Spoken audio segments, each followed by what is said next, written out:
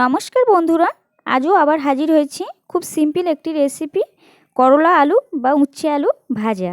করলার রং একই রকম রেখে কোনো রকম তিতো ছাড়াই কিভাবে পারফেক্টভাবে ভাজা যায় সেটাই তোমাদের সাথে শেয়ার করব। তো চলো দেখে নেওয়া যাক। এখানে আমি 4-5টা মতো উচ্ছে আর দুটো আলু সরু সরু করে কেটে ধুয়ে পরিষ্কার করে নিয়েছি। এখন আমি এগুলোকে ভাজবো। গ্যাস জ্বালিয়ে কড়াই গরম করতে বসিয়ে দিয়েছি। এখন আমি দিয়ে দিচ্ছি তেলটা করলা ভাজা একটু বেশি দিতে হবে, তো আমি একটু বেশি করে তেলটা দিয়ে দিলাম। তেলটা গরম হয়ে গেছে। এখন আমি দিয়ে দিচ্ছি দুটো শুকনো লঙ্কা চিড়ে নিয়েছি, একটু দিয়ে দিলাম। আর দিয়ে দিচ্ছি সামান্য কালো জিরে। এটাকে একটু 2-4 সেকেন্ড মতো নাড়াচাড়া করে নিচ্ছি।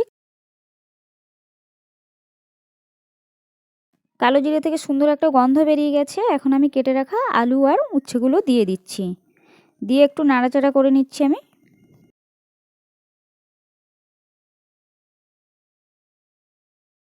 এরপর আমি দিয়ে দিচ্ছি 1 চামচ মতো হলুদ গুঁড়ো আর দিয়ে দেব 1 চামচ মতো নুন।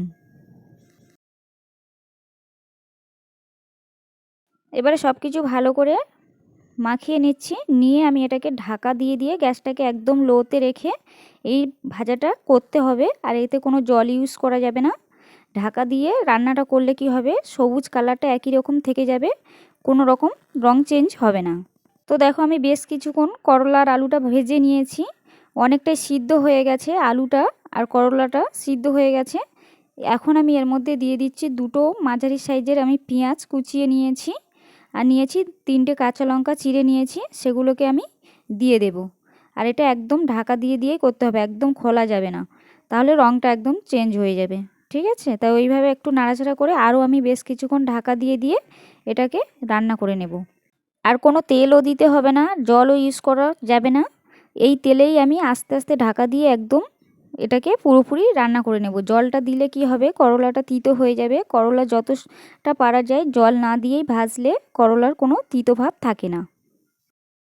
তো ভাজাটা আমার রেডি হয়ে গেছে। তোমরাও এইভাবে ঢাকা দিয়ে দিয়ে করলা আর আলুটা ভেজে নেবে, তাহলে তিতোটা অনেকটাই কমে যাবে। হালকা সামান্য একটু তিতো থাকবে, কারণ যেহেতু এটা উচ্ছে বা করলা, তিতো তো সামান্য থাকবেই। বেশি পরিমাণে যে তিতোটা থাকে সেটা থাকবে না। তো রেডি হয়ে গেছে আমার। এখন আমি গ্যাসটাকে অফ করে দেব, দিয়ে গরম গরম ভাতের সাথে পরিবেশন করব। দারুণ লাগে খেতে। তোমরা একবার এভাবে ট্রাই করো, আশা করছি তোমাদেরও খুব ভালো লাগবে। তো আজকের রেসিপিটা এই পর্যন্ত। রেসিপি ভালো লাগলে অবশ্যই লাইক কমেন্ট শেয়ার করতে ভুলো না। দেখা হবে পরবর্তী কোনো ভিডিওতে। সবাই সুস্থ থেকো, ভালো থেকো।